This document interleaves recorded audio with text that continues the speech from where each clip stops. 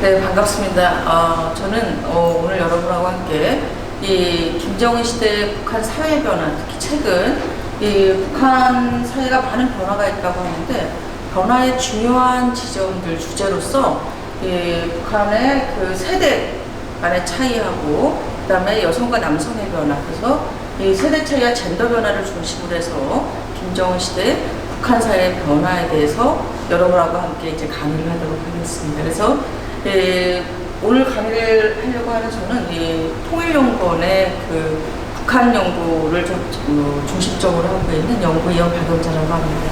만나서 반갑습니다.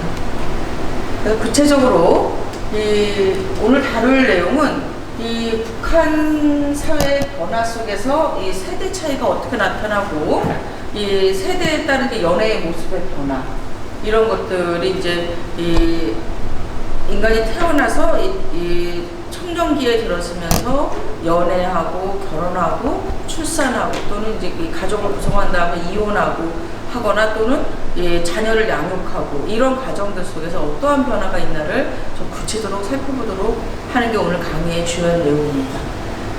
특히 북한 사회를 이끄는 게 이제 여성들이거든요. 그래서 어떻게 왜 여성들이 북한 사회에서 이끌게 됐고, 이 여성들 중에서 젊은 여성들하고 그 다음에 이제 지금 이제 부모 세대의 기성 세대의 여성들은 또 어떠한 차이가 있는가, 의식과 행동에 차이들이 있는가를 좀 더 구체적이고 이제 현실 일상생활의 소재를 통해서 살펴보도록 하겠습니다. 가장 중요한 게 한국도 그렇고 전 세계적으로 이제 그 사회에서 가장 두드러지는 차이는 세대 차이입니다. 세대별로의 차이, 사회생활 속에서. 그 다음에 남성과 여성의 차이는 한국도 지금 두드러지게 큰 사회 문제로 나타나듯이 전 세계적으로 중요한 그 차이, 사회생활, 인식, 생활과 또는 뭐 이렇게 서로 간의 갈등이나 또는 함께 살기 위한 공존의 모습들의 차이가 있는 게 이제 젠더 차이죠. 그래서 세대와 젠더별로 차이가 있는데 먼저 이제 세대를 먼저 보도록 하겠습니다. 저희가 이제 현재 북한의 사회 변화를 이끄는 세대, 이들을 이제 북한의 청년 세대라고 보면 이들은 누구냐면 2000년대 이후, 즉 1994년에 김일성, 이제 북한 체제를 수립한 김일성이 사망하고 나서 북한이 그때 그 사회주의 계획경제 위기와 함께 뭐 수해, 그 다음에 가뭄, 이런 자연재해가 연이어 94, 95, 96, 97년까지 계속 이어졌습니다. 이때 전 세계적으로 약 100만 명이 이제 북한 전 세계 이제 주요한 그 북한 연구 학자들이 추론을 한 게 100만 명 정도의 사상자가 났다. 그리고 많은 이제 인구 이동이 이제 있고, 그래서 우리가 영화 같은 데서 나오듯이 막 그 한쪽에 그 시체가 막 쌓여 있는 이런 모습들을 우리가 이제 봤던 그 시대를 경험하지 않은 세대입니다. 지금 이 북한의 청년 세대들은 누구냐면 그 시대의 부모가 겪고 나서 그 다음에 북한의 이제 그 80년대 말부터 장마당 경제라고 해서 암시장이 형성되고, 암시장이 이제 조금씩 합법화되면서 소위 이제 합법화된 장마당을 통해서 수요와 공급, 가격 경제가 형성되던 이런 데 시장 경제가 형성되던 시기에 유아와 청소년기를 보낸 이 청년 세대의 특징들인데, 이들은 이제 부모 세대와 비교해서 개인의 행복을 많이 추구하는 특징들이 있습니다. 개인의 행복을 추구하고 정치적인 것보다는 물질에 대한 관심이 상당히 크죠.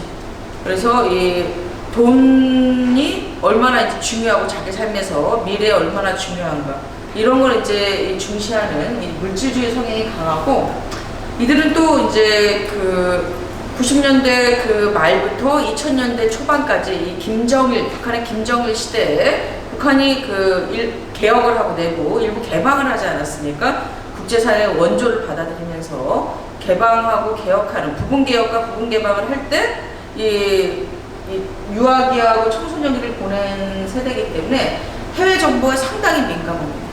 특히 국경을 맞대고 있고 한족이나 조선족을 통해서 중국을 왕래할 수 있었던 그런 경험이 있기 때문에 해외의 변화, 중국의 개혁 개방 시기의 그 변화를 경험한 게 이제 북한 내부로 들어왔죠. 그래서 해외 정보에 상당히 민감하고 한국이나 중국에서의 자유로운 삶에 대한 동경, 이런 게 상당히 큰 그런 특징을 보이고 있습니다. 근데 이 주목할 점은 이들이 이제 소위 지금 이제 김정은 세대라고 할 수 있는데, 이 김정은이 1984년생입니다. 이 1984년생이면 1984년에 태어나서 이제 지금 현재 이제 30대 중반이 된 28살 때 이제 북한의 최고 지도자로 2012년에 정식 그 정권을 장악했는데, 그때가 28이었습니다. 지금 이제 30대 중반인데, 이 김정은하고 이제 거의 나이가 비슷한 세대들, 이들 세대들이 이제 지금 현재 북한의 사회 문화를 주도하고 있는 그런 특징을 보인다고 할 수 있고, 근데 이제 이들이 되게 물질적이고 자유를 추구함에도 불구하고 이 김정은 세대의 특징을 또 공유하는 게 뭐냐면, 김정은이 집권 이후에 이 인민중시, 그 다음에 청년중시 정책을 폈습니다. 인민중시는 뭐 지금도 각종 이제 수해 지역이나 아니면 이제 인민들이 뭐 어려움이 있을 때 뭐 찾아가서 그들의 이제 어루만지고 보살피고, 이런 소위 광폭정치, 인덕정치를 펼치는 이런 게 이제 전통적으로 이제 김일성, 김정일 시대도 있었지만, 이 김정은이 이전하고 다른 건 청년들을 되게 중시했다는 거예요. 자기 세대들을. 왜냐하면 이제 간부들은 다 노후한 간부들이었는데, 자기를 지지해 줄 수 있는 중요한 세력들을 이제 청년 세대로 보고, 청년들의 이제 뭐 자유로운 의지하고, 그 다음에 뭔가 좀 당당하고 좀 자존감이 높은 세대로서 좀 국가 위상을 강하게 하고 싶었던 거죠. 이 세대들의 정책을 하면서 상당히 좀 이렇게 나이들이 많은 이 고위층 간부들을 숙청하고 이러면서, 이들이 다 부패한 간부들이다. 그래서 나는 이 나라를 정말 이렇게 강하고, 그 다음에 깨끗하고 발전하는 국가로 만들고 싶은데, 이 연로한 이 간부들이 부패를 하면서 자신의 정책을 막고 있다라는 이런 이제 대중정치를 펼친 거죠. 근데 이게 이제 우리가 이 한국이나 국제사회에서는 인권 문제를 얘기하고 간부들을 이렇게 막 숙청했다, 그 다음에 공개 처형했다 이러면서 많이 비판을 했는데, 이 북한 젊은 층 사이에서 상당히 오히려 김정은을 지지하는 역할을 한 겁니다. 왜냐하면 이들은 상당히 오랜 기간에 권력을 잡으면서 부패를 했다라는 인식. 왜냐하면 북한 사회가 배급이나 지금 이런 게 거의 안 되고 있기 때문에, 간부들도 거의 주민들에게 각종 이렇게 뭔가를 걷어들이거나 노동력이나 아니면은 이런 시장을 통해서 각종 이제 간접적인 어떤 세금, 실제로는 세금 성격을 갖고 있는 이런 거나 아니면 뇌물, 이런 것도 되게 일상화되어 있습니다.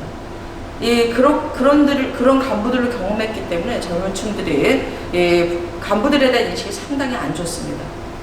그래서 이 간부들을 숙청한 게 오히려 이제 젊은 층들에게 지지를 받았고, 또 하나는 이제 각종 건설 사업을 평양이나 원산, 그다음에 해산, 이런 중요한 도시를 중심으로 김정은이 이 국제사회에서도 당당하게 어깨를 겨룰 수 있는 이 문명 국가를 건설하겠다라고 하면서 막 고층 70층짜리 아파트나 대건물, 호화로운 이 건물을 짓고, 그다음에 이걸 막 전 세계에 알리고, 이렇게 서양식 건축 기술을 막 도입하고, 이게 이제 저희가 가끔 이제 방북자들, 북한을 방문한 사람들이 무슨 평양이 천지개벽했다, 이렇게 얘기하는 아주 화려한 모습, 또는 연합뉴스나 각종 언론에서 이제 북한의 변화 모습에서 오히려 중국보다 더 화려한 모습, 마치 어떻게 보면 중국의 상해나 아니면은 부분적으로 베이징에 있는 이런 그 건물들이 막 이제 평양이나 원산이나 이런 데 있는 걸 볼 수 있는데, 그런 건설들을 하면서 어떤 이렇게 이 젊은 층들이 어떤 기대감을 준 거죠. 이런 측면이 있고, 또 하나는 이제 우리가 이제 김정은 하면은 이제 가장 먼저 떠오르는 게 핵, 그 다음에 이제 장거리 미사일 이런 거지 않습니까? 근데 이게 올해는 이제 북한 정권이 미국이나 아니면 이제 소위 그 남한이나 아니면 그 일본 또는 중국 이런 강대국을 중심으로 소위 주체 사상, 자립 경제, 자립 국가 이런 기치를 하면서 미국과 당당하게 싸울 수 있게 해서 핵을 가지려고 했죠. 핵무기의 위력을 알기 때문에. 이러면서 이제 핵 실험에 성공하고, 그 다음에 장거리 미사일, 그 다음에 핵잠수함 이런 걸 하면서 국가 위상이 실제로 높아졌습니다.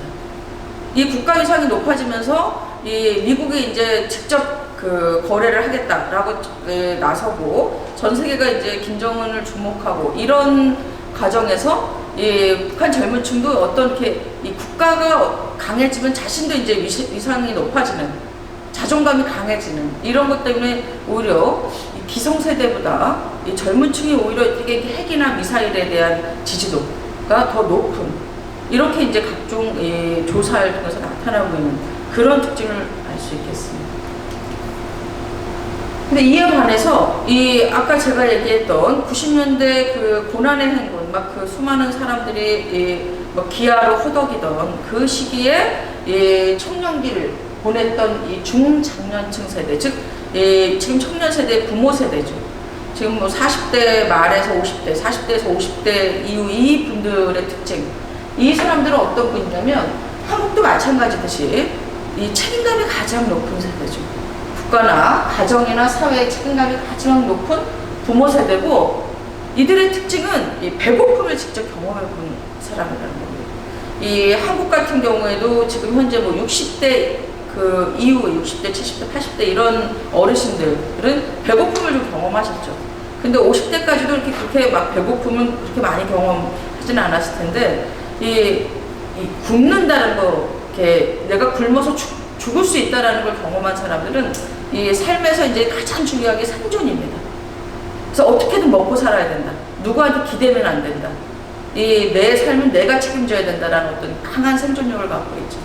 그래서 이들이 이제 높은 생존력을 갖고 있고 북한의 시장 경제를 추동하면서 한식으로는 북한이 이제 시장화가 되면서 시장 경제 특징이 빈부격차가 이제 심화되는 겁니다.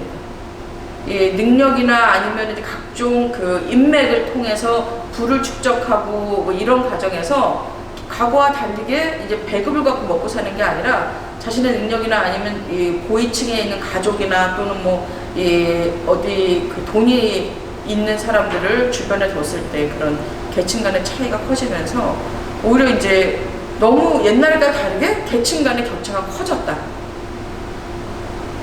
특히 중하위층 같은 경우에는 너무 이 정도보다 더 못 먹고 살게 하층 같은 경우는 불만이 커지는 이런 이제 경제적인 어려움으로 인한 격차. 그 다음에 지역별로 김정은 시대에 들어서 이제 대도시 특히 평양을 집중적으로 개발하고 평양, 뭐 원산, 뭐 신의주 뭐 이렇게 이 도시 중심으로 이렇게 개발을 했습니다. 그러다 보니까 이제 그 외에 시골이나 이런 이렇게 지방 같은 경우에는 오히려 이제 발전이 그냥 되게 상당히 더디고 도시만 중심으로 발전하다 보니까 이 지역에 특히 지방에 있는 사람들은 또 불만이 또 있는 거죠. 도시만큼 자신들이 이제 발전하지 않는 것에 대한 이러면서 오히려 청년 세대보다 중장년층 세대가 체제 불만이 더 큰 이런 특징을 보이고 있고 이 세대 간의 갈등으로 보면 아까 제가 얘기했듯이 청년 세대들은 상당히 자유지향적이고 무책임한 이 특징이 있으면서도 뭐 핵이나 미사일에 대해서 상당히 뭐 지지도도 높고 그냥 확 전쟁이라도 일어났으면 좋겠다라고 이렇게 막 호전적이고 그러다 보니까 이제 이 부모 세대 간의 이제 갈등들 이런 것도 상당히 크죠.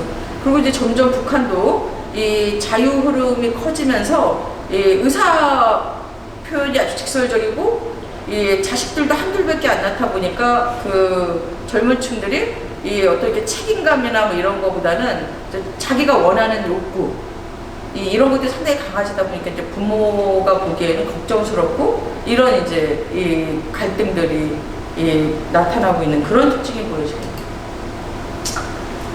이 청년 세대에서 이제 겉으로 사회적으로 나타나는 가장 큰 이제 눈에 보이는 변화는 이제 연애의 모습이 변화되는 겁니다. 연애나 이 정보를 즐기는 모습이 변화되는 건데 예를 들면 이제 그런 영향을 미친 거는 이 소위 이 최고 지도자 부부라는 김정은과 소위 리설주의 어떤 자유로움, 되게 세련된 행보들. 원래 이제 김일성이나 김정일이나 이제 북한은 전통적으로 북한 체제에는 이제 이 수령제 사회라고 해서 절대 권력자는 상당히 신과 같은 존재죠. 그래서 과거에 이제 우리가 이 철학자인 플라톤이 이 철인왕이라는 걸 얘기했듯이 이 최고 지도자는 이 철인왕이라는 그 모델에서 보면 가족도 없어야 되고 오로지 인민들, 국민들만 위해서 모든 걸 사는 아주 똑똑하고 모든 걸 국민에게 헌신하는 이런 모델이 사실 이제 북한의 수령제 모델이었거든요. 그래서 가족들을 공개하지 않았습니다. 철저히 사람들에게 내보이지 않고 이 수령이 온 인민을 위해서 그러니까 어버이 수령이라는 그런 말로 해서 그 어버이로서 모든 국민을 자식처럼 돌보는 이런 체제가 이제 북한 체제의 특징이었는데 김정은 세대와 들어서 이제 아내를 이렇게 드러내고 가족들을 이렇게 공개적으로 이렇게 드러내고 이런 모습 이런 게 이제 상당히 이제 국제사회의 흐름하고 맞춰가는 되게 세련되고 이런 모습들이 젊은 층에게 영향을 준 그런 특징이 있고 또 이제 자유연의 모습에서도 이제 이 김정은이 자유연의 김정일 시대에는 왜 북한은 이제 인민보안성이라고 해서 우리 경찰에 해당되죠. 이 경찰들이 이 풍기문란에 대한 단속이 많습니다. 저희도 이제 80년대까지는 뭐 각종 이제 풍기문란까지 있었고 70년대 더 거슬러 70년대는 뭐 장발이나 아니면 뭐 치맛단 아니면 학교에서 이전에 뭐 모든 이렇게 그 품행에 대해서 검사하듯이 북한 사회가는 그런 검사가 있는데 김정은 시대에 들어서서 이제 그런 거를 좀 자유롭게 풀어준 거죠. 청년 중시 정책이라서 청년들이 원하는 걸 좀 맞춰주다 보니까 그래서 이제 이전과 다르게 이제 사실 막 그 공원에서 서로 예전에는 이제 자유롭게 서로 뭐 어깨동무를 한다거나 연애하는 모습들이 거의 이제 단속 대상이거나 아니면 풍기문란이었는데 지금은 그런 모습을 많이 볼 수 있는 그런 사회 변화의 양상들이 있고 그 다음에 이제 특히 북한에서 이 과학기술 혁명이라고 해서 그 소위 우리 이제 스마트폰 이런 게 보급률이 상당히 늘어났습니다. 거의 이제 지금으로 보면 막 몇백만 대 정도가 이제 북한에서 생산해서 중국에서 이제 소재를 해서 자체 생산해서 판매하고 이런 게 늘어나면서 젊은 층들이 스마트폰이나 이제 핸드폰의 그 칩, 작은 그 칩을 가지고 각종 드라마나 아니면 사진을 찍고 공유하고 이런 이제 이 정보화 물결과 함께 이제 좀 자유로운 기호, 또는 자유로운 취미 활동 이런 것들이 이제 확장된 모습이 특징이라고 할 수 있겠습니다. 이러한 변화 속에서 이제 그 서로 배우자의 조건도 달라지는 거죠. 이전에 즉 이 과거 시장화 이전에는 중요한 게 이제 출신 성분, 집안 내력이었죠. 북한이 이제 정치적인 출신 성분으로 충성계층, 그 다음에 그 중도계층, 적대계층 이런 식으로 이제 핵심계층이라고 하고 핵심계층, 동요계층, 적대계층 이래갖고 이제 비밀리에 이제 사람들을 할아버지부터 3대에 걸치는 어떤 연자제의 기준이 되는 이런 출신 성분 이런 계층제가 있었는데 지금도 역시 이제 그게 결정적인 순간에 중요한 역할을 하지만 이 과거의 80년대까지는 그게 아주 중요했습니다. 출신 성분. 왜냐하면 당원이 된다거나 사회생활을 하는데 아주 이제 그게 중요한 기준이었거든요. 근데 지금은 가장 중요한 게 이제 경제력이에요. 1순위는 경제력. 그 다음은 여전히 이제 출신 성분이나 집안은 여전히 또 중요하죠. 그 다음에 이제 중요한 게 세 번째, 3순위입니다. 과거에는 이제 이 80년대 말 90년대까지는 이제 북한에서 개인이라는 게 개념이 별로 없었습니다. 집단주의 사회였기 때문에. 근데 이제는 이 시장경제 발전과 함께 개인의 능력, 지금은 능력이 없고 그래도 이 사람은 발전 가능성이 있다.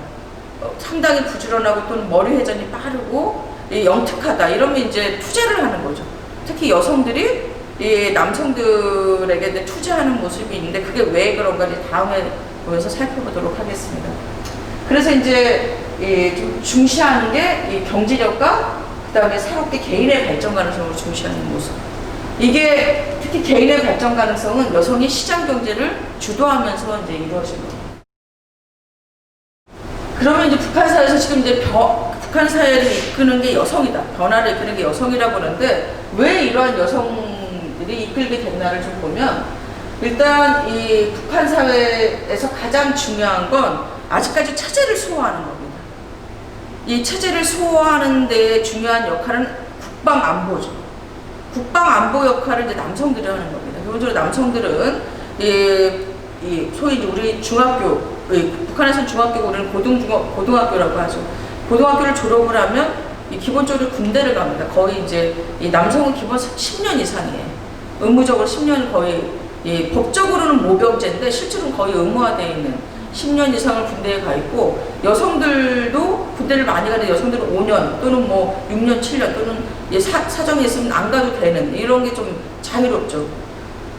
그러다 보니까 남성들이 거의 뭐 아무리 17살에서 다수가 바로 이제 대학을 가지 않는 다수 남성들이 17에서 27까지 군대에 가야 된다고 생각을 하고 있어요.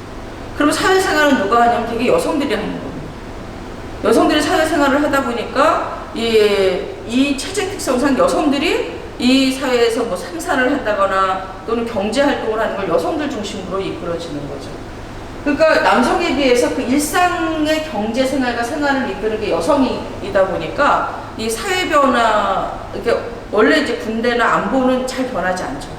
근데 사회는 안보나 이런 체제 수업은 변화가 좀 많이 보이는 이런 특징이 있는 겁니다. 그러니까 여성의 변화가 증대되고 특히 이제 북한의 시장 경제가 발전하고 개인의 욕구가 이렇게 발전하고 욕구가 드러나고 그 다음에 이제 각종 이게 외부 정보가 서서히 북한 내부로 들어오면서 이러한 변화를 주도하는 게 여성들이 된 거죠.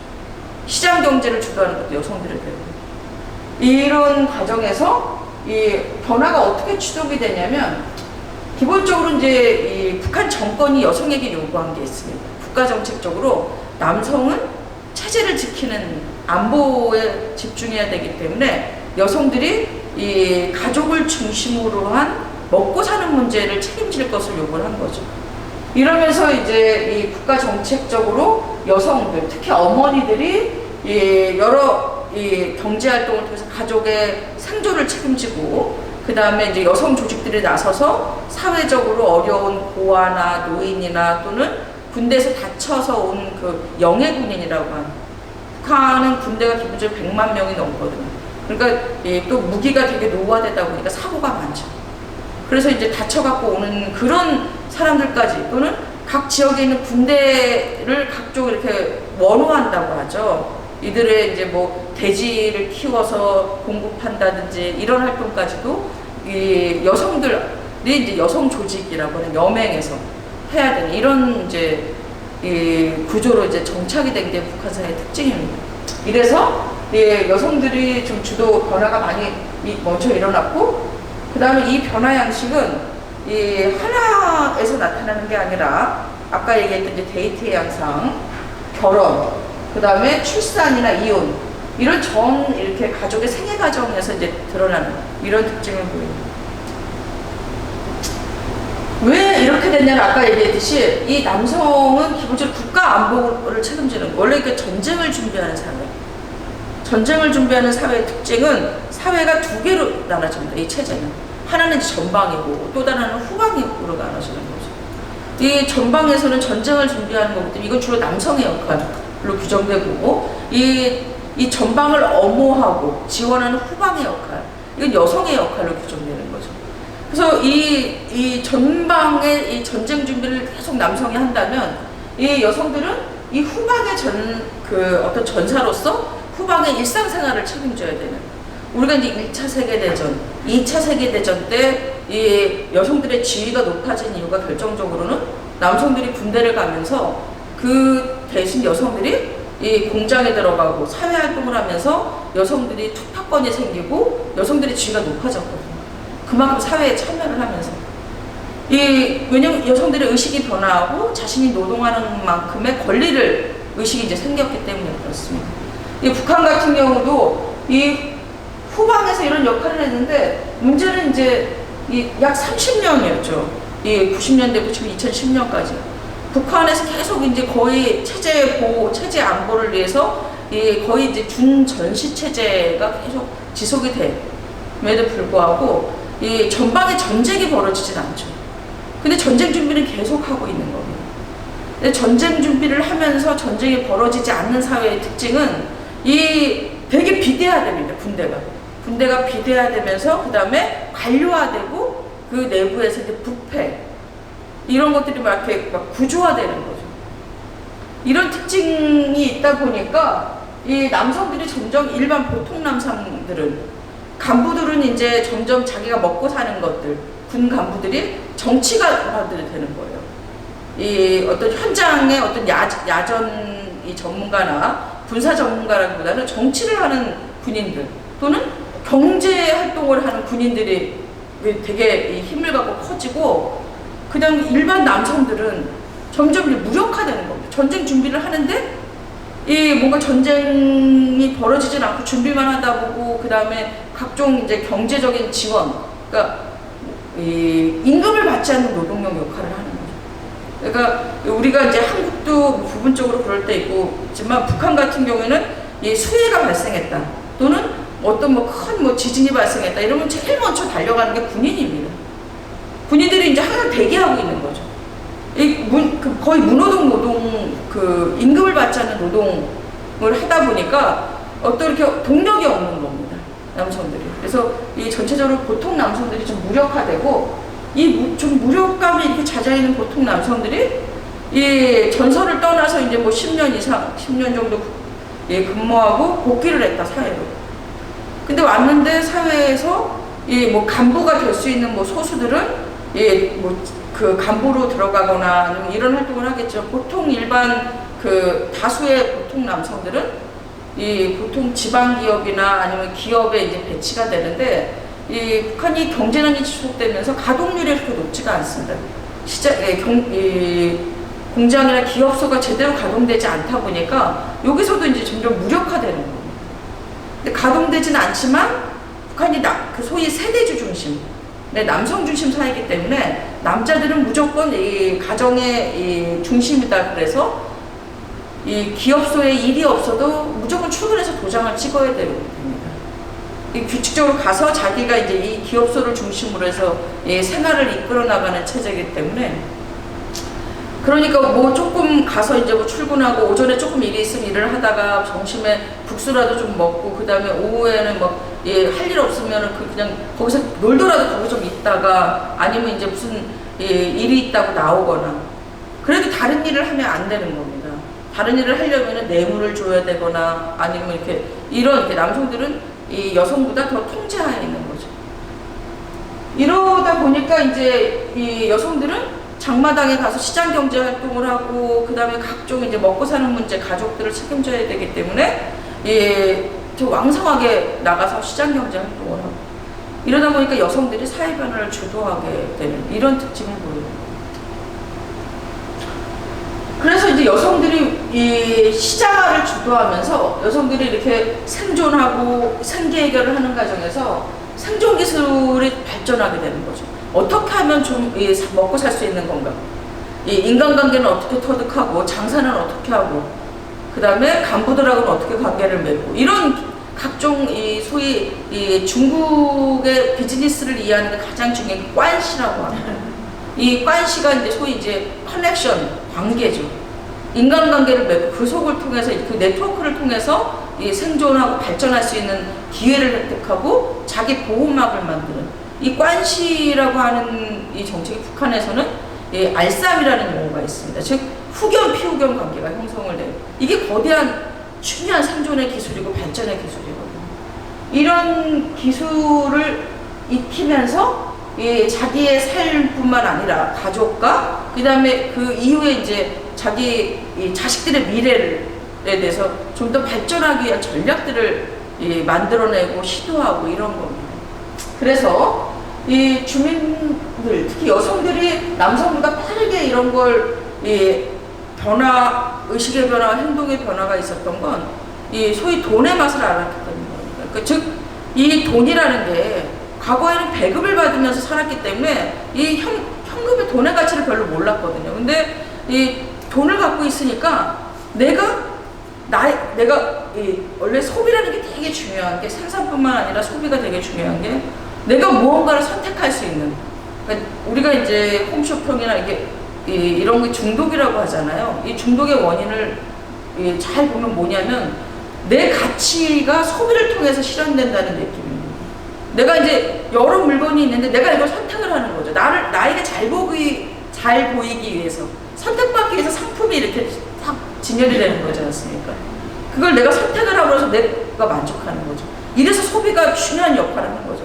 생산만, 그러니까 사회주의 체제가 망한, 계획경제가 망한 중요한 요인 중에 하나가 이런 이제 이 소비의 정치, 시장의 이 강점을 좀 너무 등한시했던 거죠. 배급만 하다 보면 사람이 수동적으로 되죠. 그냥 다 주어진 거를 먹고 주어진 거를 입고 주어진 집에서 살고 이러면 사람들이 점점 수동적으로 되는 거죠. 근데 이 여러 가지 선택지가 있고 내가 갖고 있는 어떤 이 권한이죠. 돈도 거대한 권력이니까 또는 힘을 가지고 선택지를 가지고 선택을 할 때는 이게 완전히 달라지는 겁니다. 이거 물건을 대하는 태도나 돈을 버는 자세도 달라지고 이런 이 어떤 소비의 가치, 소비의 힘 이게 이제 이 자본주의가 사회주의 체제를 에서 승리한 하나의 그 요인인 겁니다. 그래서 이제 중국이나 뭐 소비에트 체제 몰락할 때 가장 중요한 게 다 이 지도자들의 소비에트 체제의 그 말기, 개혁개방 직전의 지도자들이 결정했던 거는 선택이라는 거. 이렇게 큰 힘을 갖고 있는 거예요. 시장에. 이전에는 막 그 물건을 막 감춰놓고 딱 정해서 줬는데 풀어놓고 선택하게 하니까 사람들이 하루에 5시간 일할 걸 10시간을 일하게 된 겁니다. 사람을 움직이게 만들고 생산력을 높이게 하고. 그런 힘을 이제 이미 갖고 있는 게 시장이라는 거예요. 그걸 이제 여성들이 경제활동을 하면서 깨닫게 되고 이게 이 돈의 맛을 알게 된 거예요. 그러니까 자기 몸이 뭐 축나고 어떻게 되더라도 더 많이 벌어서 가치를 획득하고 싶어하는 욕구 이런 게 커진 거고 또 하나는 이전에는 이제 자기가 핵심 계층, 동요 계층, 적대 계층이라는 이런 어떤 신분제적인 이런 계층 속에서 발전이 한계가 있는 거죠. 자기가 뭘 하고 싶어도 그 당원이 되고 싶어도 당원이 못 되고 또는 어떤 분야에서 진출하고 싶어도 최종적으로 자기의 신분이 막혀 있다는 알고 특히 이제 결혼이나 이런 걸로 이제 상처를 받은 여성들이 이제 증언을 들어보면 이런 걸로 인해서 최종적으로 이제 집안 문제로 이제 자기가 사랑하는 남자랑 결혼하지 못하고 이런 상처가 있는데 이러면서 자기가 이 물꼬를 어떻게 터졌냐면 이제 시장 활동을 하고 돈 장사를 하고 이러면서 이제 점점 자신이 이제 부자가 되고 사람들에게 뇌물도 주고 막 이러면서 사람들이 자기를 보는 시선이 달라졌다는 거예요. 나를 보는 이제는 자기를 무시했던 또는 막 욕하고 막 이랬던 이 간부들이나 아니면은 막 경찰 우리 이제 이렇게 사람들이 남성들이 이제는 자기한테 자기 눈치를 보고 그다음에 자기를 존중해주고 존댓말을 하기 시작하고 자기 자식들을 더 잘 봐주고 이런 것들이 돈이 이렇게 대단한 힘을 갖고 있구나 라는 걸 이제 깨닫는 게 이미 이제 오랜 세월 동안 이걸 깨닫게 된 거죠. 이런 특징이 있는데 반면에 이 남성 같은 경우는 의식과 행동의 변화가 상대적으로 느리죠. 기본적으로는 이제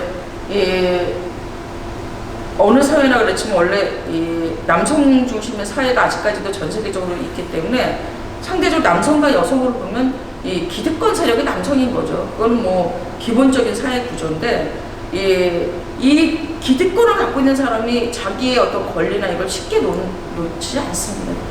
예를 들면 이제 아무리 좋은 남편, 아무리 좋은 막 진짜 평등한 관계라도 도와준다, 잘 도와주고 정말 하는데 결정적인 거는 사실 남성이 여성보다 가사나 육아나 여전히 여성이 중심이죠. 같이 맞벌이를 하더라도 하물며 돈을 더 벌더라도 여성들이 그런 이제 사회적인 간섭이나 남성들이 이제 그런 걸 쉽게 버리지는 않죠. 그건 만약에 여성이 그랬어도 마찬가지일 거라고 생각합니다. 그건 본능적인데 어떤 종이 자신이 갖고 있는 어떤 이 종의 특권들 있잖아요.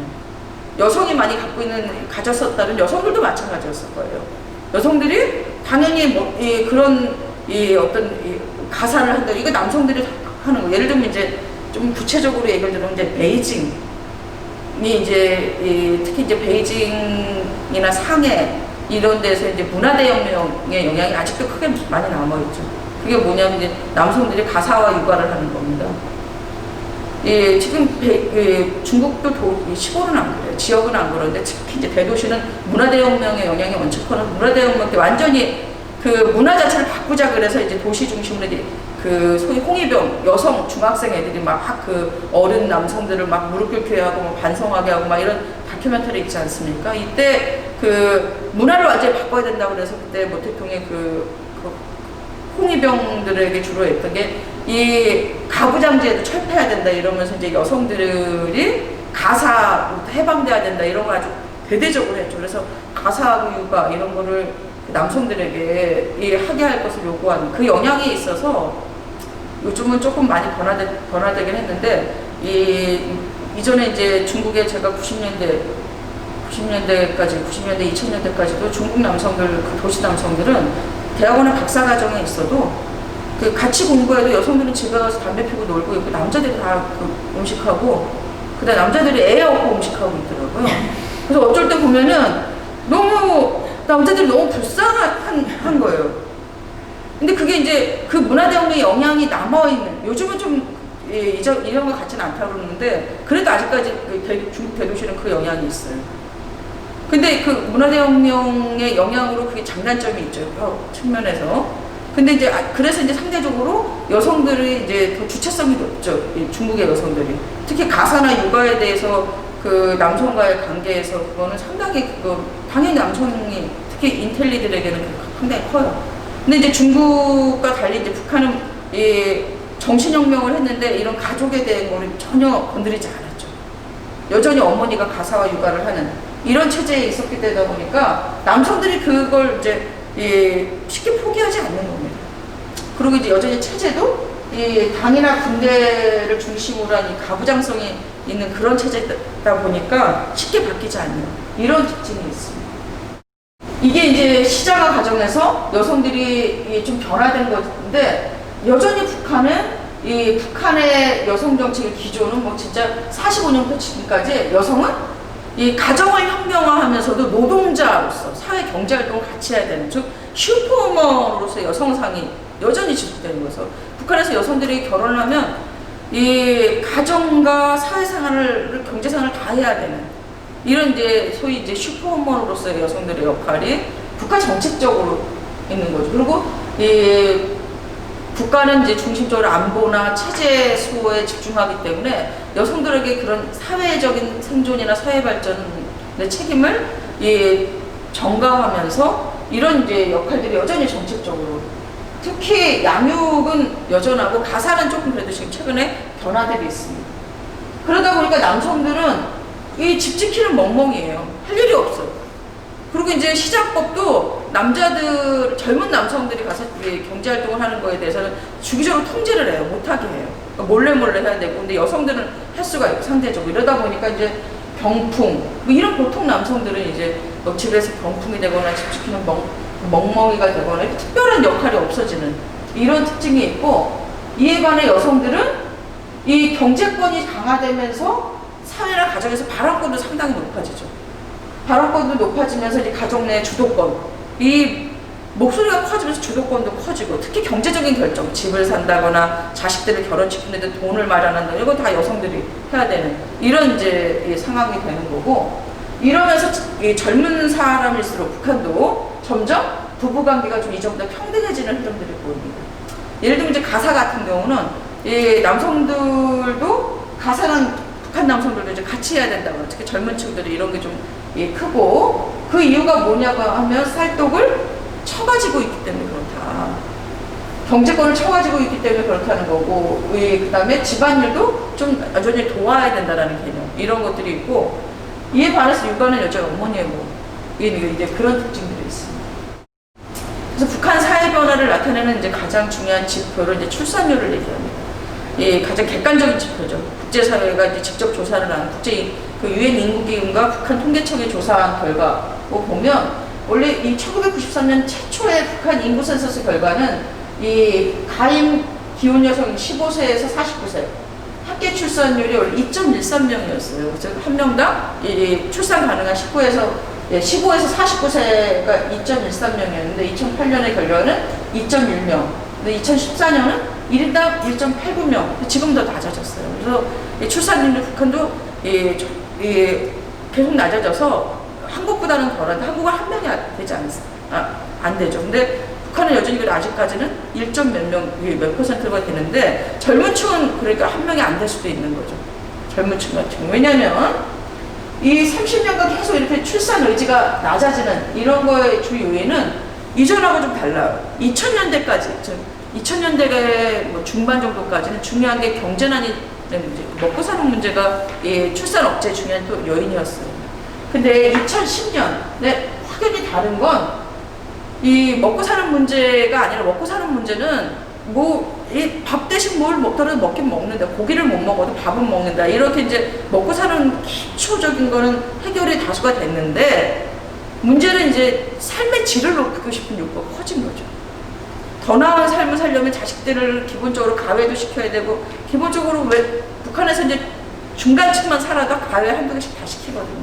북한 지금 어머니들이 자식들이 다 한둘이기 때문에 한 명 정도면 낳고 이렇게 출산을 기피하는 주 원인이 더 나은 삶을 위한 출산 기피가 증대하는 그런 현상이고 이건 특히 도시 출신의 고학력자, 고소득 가구 출신 기혼 여성들 사이에 이 저출산 경향이 뚜렷하게 나타나고 있는 이런 양상을 보이고 있습니다.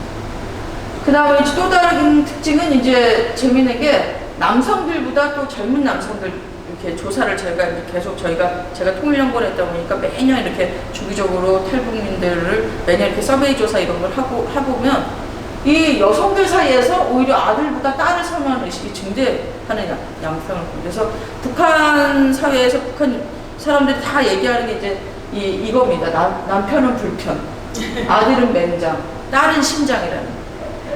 이게 이제 무슨 말이냐. 딱 들어도 남편은 불편한 존재고 뭐 도움도 안 되죠. 아들은 맹장이라는 거 맹장은 두 개잖아요. 내 몸에 있기 때문에 뛰어내면 아프긴 하는데 죽진 않는 이게 죽진 않는 건데 딸은 심장이에요. 딸이 없으면 죽는 거예요. 그래서 왜냐면 지금도 한국도 이제 그런 흐름들이 많이 나타나는데 북한 같은 경우는 경제활동을 딸이 같이 하기 때문에 아들은 기본적으로 계속 돈을 대줘야 돼요. 북한도 10년을 군대 간다고 생각하고 있어요. 10년 동안 어머니가 돈을 대줘야 돼요. 군대에서 뭐가 나오는 게 아니에요. 먹는 것도 부족하고 뭐도 부족하고 그러니까 계속 그 우편안으로 돈을 보내요. 웬만큼 사는 어머니들은 이 자식이 다치거나 또는 군대 생활을 잘하고 나와야 되니까 10년간 돈을 붙여요. 거의.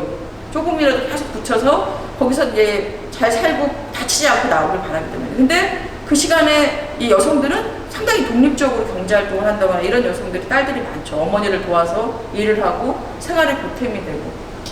이런 특징이다 보니까 이제 아들보다 딸이 어머니의 좋은 또 동반자기도 하고 생활경제에 주는 역할을 하고 이런 점들이 있습니다. 그 다음에 중요한 사회 변화로 이 2010년부터 확 들어진 게 혼인신고 개편이에요. 혼인신고를 잘 안 해요, 북한 사람, 이 젊은이들이 이 젊은 커플이나 특히 재혼가정을 아예 안 해요. 왜 안 하냐? 가장 중요한 원인이 첫째, 가족이 되면 가족은 사회의 세포기 때문에 북한에서 통제 대상이에요. 근데 각종 동원 사업이 너무 많아요. 그 다음에 뭐 각종 성금 있잖아. 애국비를 낸다던가 아니면 무슨 수혜 기금을 낸다던가 모든 뭔가를 내야 되는 우리 80년대까지 막 그 기금을 가족 단위에서 많이 냈거든요. 이런 거를 다 가족을 중심으로 해서 이제 막 그 여성 조직, 여맹이나 아니면 인민반, 행정기관의 말단 우리가 이제 인민반이라는 뭐 동장, 뭐 반장, 뭐 이런 사람들이 계속 뭔가 거두러 와야 되고 또 아침 청소도 나가야 되고 무슨 수해 다리도 고치러 나가야 되고 그러니까 신고를 아예 혼인신고를 안 하고 이제 가족을 구성 안 하려고 하는 이런 것도 있고 그 다음에 또 하나는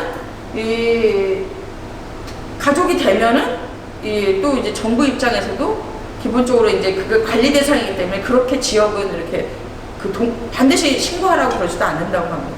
이런 특징들이 있습니다. 그래서 이런 특징이 있고 특히 이제 여성들이 결혼하면 여자들은 끝이다라는 거 온전히 다 책임져야 된다는 게 실제 북한 사회의 특징. 결혼하면 여성들 완전히 가족을 책임져야 된다는 게 있기 때문에 이런 거에 대한 좀 이렇게 이 주저함이나 두려움. 왜냐면 그런 남성들을 잘 만나야 되기 때문에 그래서 여성들이 경제활동을 하기 때문에 아까 제가 이제 결혼할 때 이제 어떤 배우자로 세 번째 돈이 없어도 발전 가능성을 본다고 했잖아요. 그러니까 북한에 지금 뭐 이렇게 소위 이제 연상연하 커플들 많이 늘어나고 자식이 있어도 여성들이 나이가 있고 이런 능력이 있으면 남성들이 많이 결혼을 하려고 하는데 왜냐면 남자들이 좀 욕심 있는 남자들은 27, 8달에 와도 대학을 가고 싶어요. 북한도 대학을 졸업해야 간부가 될 수 있거든요. 또는 좋은 기회를 가질 수가 있거든요. 근데 그 북한이 지금 대학에 돈이 많이 들어가요. 국가에서 다 그걸 못 해주기 때문에 각종 공부를 하는 4년 동안 생활뿐만 아니라 이제 뭐 책을 산다거나 아니면 뭐 각종 돈이 많이 들어가거든요. 그거를 이제 그 아내들이 그걸 대줘요. 그러니까 경제활동을 해서 아내들이 이렇게 대줘야 돼요. 그래서 제가 얼마 전에 작년에 만난 분 같은 경우는 그 남편이 이제 대학을 들어갔는데 자신이 애를 낳고 능력이 없었대요. 경제적인 능력이. 그 전까지는 어떻게 막 해서 대줬는데 대학교 2학년이 남편이 되는데 계속 그 생활비나 이런 걸 다 자기가 대야 되는데 자기 애 낳고 몸이 안 좋아서 남편을 위해서 그냥 집을 나갔대요. 혼인신고를 안 한 상태였기 때문에 애를 데리고 친정을 왔다고 그래요. 왜냐면 그 이유가 뭐냐 그랬더니 남편의 미래를 자기가 책임질 수 없기 때문에 나갔다고 그러더라고요. 그래서 남편에게 그 뒤를 대줄 수 있는 사람하고 살으라고 나갔대요. 근데 그런 문화가 있는 거예요. 마치 우리가 옛날에 옛날 우리 드라마에 고시공부 여성들이 다 내져서 고시공부 시켰는데 그런 것처럼 이런 이렇게 여성들이 그 남편의 미래를 위해서 못하면 나오는 문화까지도 이런 차별까지도 이제 그런 문화들이 좀 있는. 왜냐하면 남성들이 경제활동을 할 시간이 없거든요. 젊은 남성들이. 뭐 이런 문제들이 좀 있는. 그리고 또 이혼을 더 크게는 만약에 남자들 중에서 이제 무력한 남성들이 늘어나다 보니까 이 무력한 남성들 중에서 이제 범죄나 이런 걸로 많이 빠지거든요. 범죄나 마약, 북한산 마약이나 이런 걸로 빠지다 보면 이제 북한은 이제 지금 많이 그래도 줄어들었는데 가정폭력 되게 심해요. 원래 저발전 국가에서 남성들이 살기 힘들면 가장 가까운 사람에게 폭력을 휘두르는 특징들이 있지 않습니까? 그래서 그게 가정폭력이 되게 심한데 요즘 많이 줄어들었다고 하더라도 폭력이 아직도 있어요. 가부장적 사회고 군대를 10년 갔다 왔다고 생각해보세요. 군대는 기본적으로 먼저 주먹부터 날아가는 게 군대잖아요. 그러니까 그 문화를 갖고 왔기 때문에 가정에서 이제 그런 폭력이 있는 거죠. 이전보다는 많이 줄어들었다고 하더라도 이런 남자들을 그럴 수 있기 때문에 근데 재판이 쉽지가 않아요. 여전히 이혼이 쉽지가 않죠. 여전히 재판 이혼이에요. 북한은 합의이혼이 재판을 통한 이혼이기 때문에 그래서 이제 이혼을 하는 것도 이혼을 이제 혼인신고를 안 하는 그런 환경이 있습니다. 그래서 이혼 증대 그래도 이제 이혼이 점점 통계적으로도 증대하고 있어요. 왜 증대하냐? 더 이상 못 참겠다라는 독립선언의 성격이 상당히 큰 거죠. 이 무능력한 남편이 이 폭력의 외도까지 하니까 이제 더 이상 못 참겠다는 거예요. 이제 과거에는 내가 능력이 없고 남편의 기대 살아서 했지만 지금은 안 되겠다라는 이런 이제 어떤 독립선언의 성격이 크고 사회적으로도 이혼에 간대해지는 분이고. 근데 대신 남자나 여자나 이게 이 능력이 있으면 이혼을 되게 신중하게 한국도 마찬가지죠. 남편이나 아내나 능력이 상대가 있으면 이혼을 되게 신중하게 하거나 경제적인 문제 때문에 이혼을 미루거나 이런 게 북한도 마찬가지로 그런 현상이 나타나는 겁니다. 이런 식으로 이제 이혼까지도 전체적으로 사회적 변화가 있고 특히 이제 사람들이 가정생활을 과거에는 그냥 결혼하면 그냥 사는 거 참고 사는 거였다면 지금은 이제 완전히 동거를 하거나 또는 이제 혼인신고가 됐어도 실제 따로 살거나 아니면 이제 각종 이혼이 실제 안 되면은 그 나라를 떠나거나 이래갖고 이제 왜 한국에서도 한국이 이제 법적으로는 이제 북한과 한국과잖아요. 헌법상. 그래서 북한에서 결혼한 사람은 한국에서 이혼제도 그 처리가 그때 사회적으로 문제가 돼서 그 법이 바뀌었잖아요. 몇 년 이상 살면 이혼을 이혼한 걸로 한다. 이런 법이 만들어졌듯이 아직도 그렇게 정확하지가 않아요. 북한에서 혼인하면 여기서 그 혼인제도가 원래 연장되는 걸로 돼 있었거든요. 이게 한국가 시스템으로 보기 때문에 그냥 이적단체이기 때문에. 근데 지금 그래서 이제 이걸 조정을 한번 했죠. 법적으로. 이혼의 문제나 사는 문제 이런 것들에 대해서 아주 복잡한 타산이 상당히 발전해 있고 그 영향이 탈북민들에게도 그대로 나타납니다. 탈북민들의 그 삶의 양식들을 보면 북한에서 살았던 양식과 특징들도 한국 사회에서 그대로 나타나기 때문에 향후 이제 통일 사회를 준비한다거나 통일 전에 서로 이제 교류협력이 증대하다 보면 북한 사람들 여성과 남성의 태도, 젊은 사람과 좀 이렇게 연세 드신 분들의 태도 이런 것들을 우리가 미리 알고 이들을 만날 준비를 하고 만났을 때하고 모르고 만났을 때는 확연히 다르죠. 이런 걸 이제 미리미리 준비해야만이 우리가 어떤 시기에 어떤 양식으로든 북한 사람과 한국 사람들이 만나서 좀 더 갈등을 덜 하면서도 새로운 문화를 창출할 수 있는 이런 가능성, 이게 이제 발전할 수 있는 가능성이죠. 그렇지 않으면 갈등이 아주 극대적하게 될 거고, 서로 조금씩 알고 하면은 미래 사회가 좀 더 발전 가능성이 있고 서로 합의할 수 있는 지점들을 더 많이 만들 수 있는 거고, 이게 바로 이제 사회통합이라는 게 통합과 통일의 어떤 중요한 바탕이 될 거라고 생각합니다. 오늘 강의 여기까지 하겠습니다. 네, 감사합니다.